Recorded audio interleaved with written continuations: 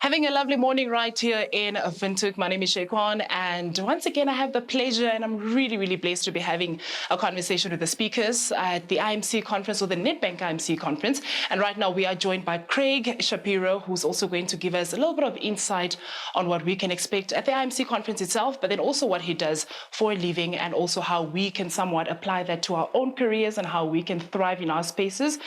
Craig, I don't want to scare you. So when I was doing a little bit of reading on who Craig Shapiro is, I was like, has he been studying all his life? When does he get rest?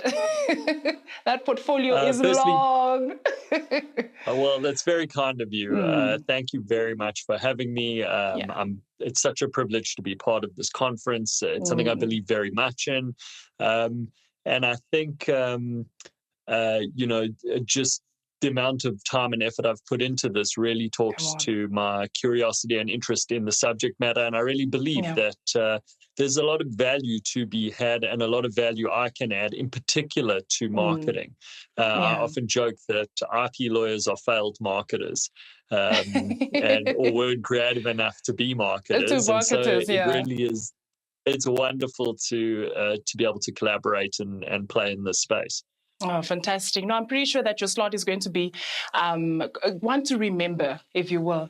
But so to anyone who's listening to us right now, just to give you a little bit of context, obviously you can look him up on your LinkedIn. In fact, connect with him so that you can see what you can learn from him on a daily. But Craig Shapiro is the executive at ENS in the intellectual property practice. You are actually an intellectual property lawyer yourself.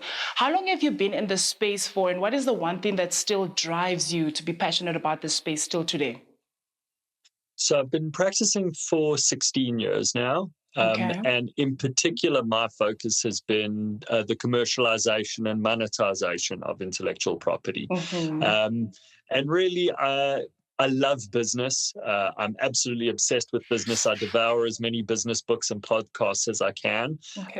And intellectual property has become a major driving force of business. So I think curiosity and a love of learning has really kept me going and kept the flame alight.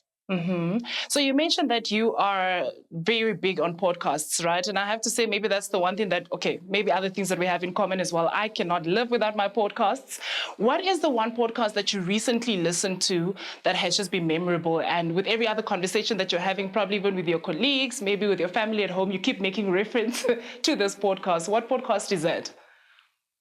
So I think the podcast that I most recently listened to is an acquired podcast interestingly enough, on Rolex, which is not something I was particularly familiar with.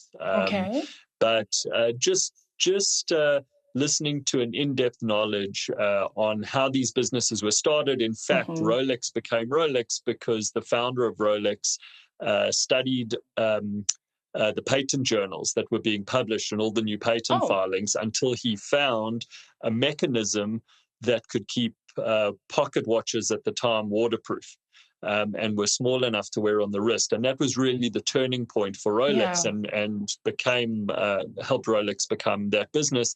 And they actually bought the intellectual property. They didn't develop it themselves.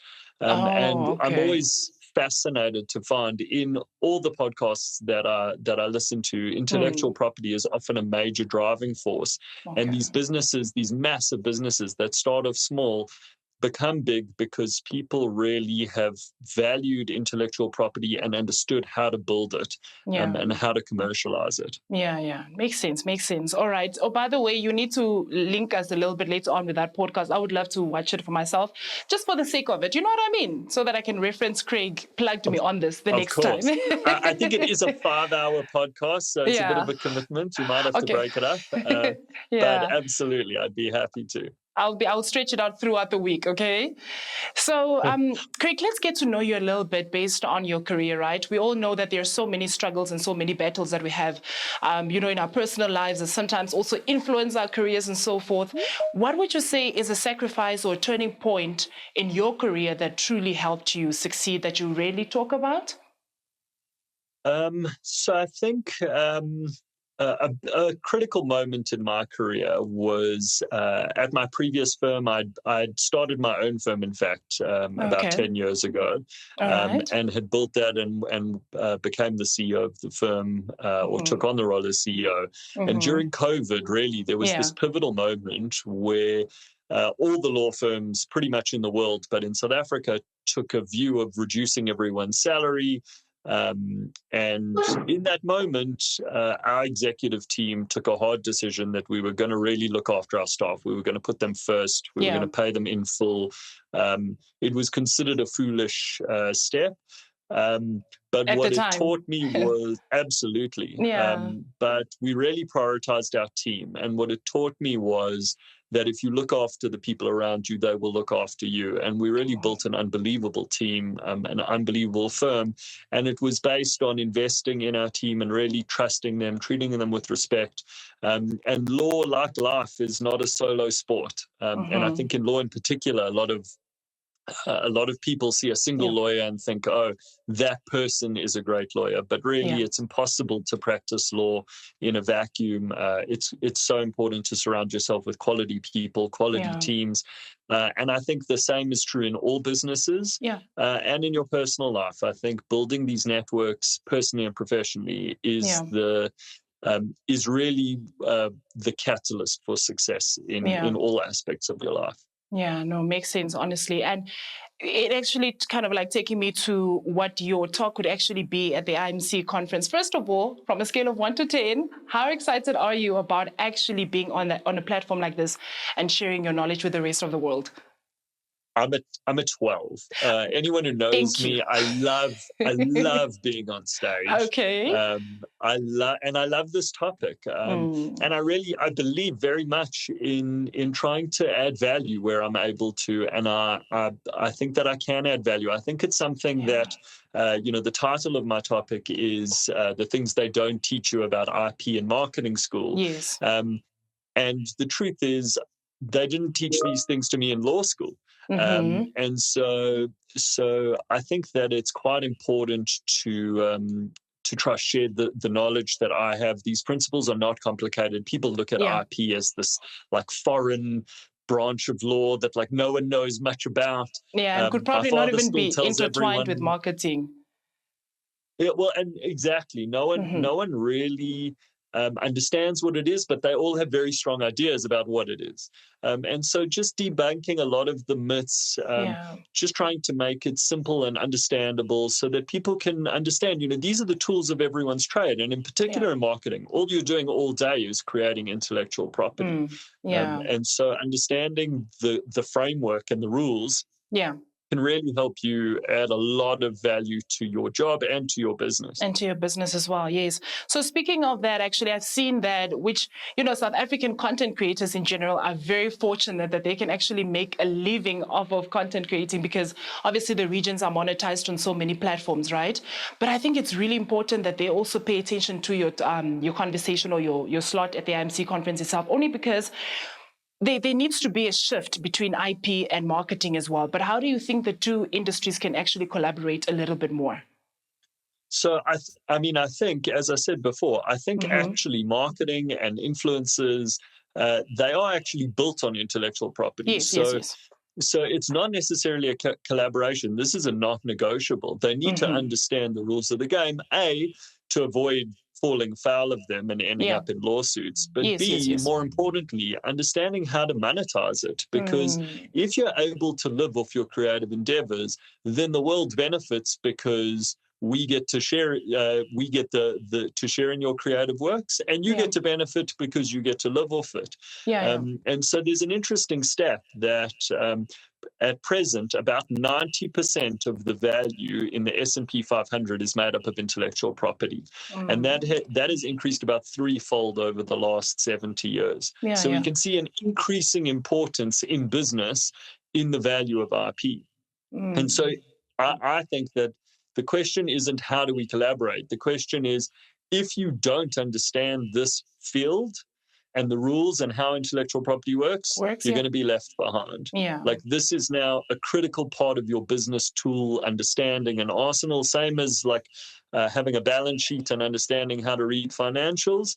You need to understand intellectual property, and it's not complicated. Like, this is the interesting thing. The rules are actually quite simple. And once you know them, you can easily navigate them. So it's easy to understand and easy to apply as well. Exactly. And the rules that apply in the physical world and the business world apply to the social media world as well. So the rules are quite simple, and very luckily, South Africa is part of like an international harmonization of intellectual property laws. So our laws are the same as pretty much every other country. So once you understand it here, for the most part, you understand how it works everywhere. Everywhere, yes. So before I just let you go, Craig, just to go out there and be fantastic at your job, a question that I really just want to ask from you is, what are the latest trends in the intellectual property space right now? What are the conversations that they're actually talking about? But maybe perhaps also how it just, aligns with marketing, if any.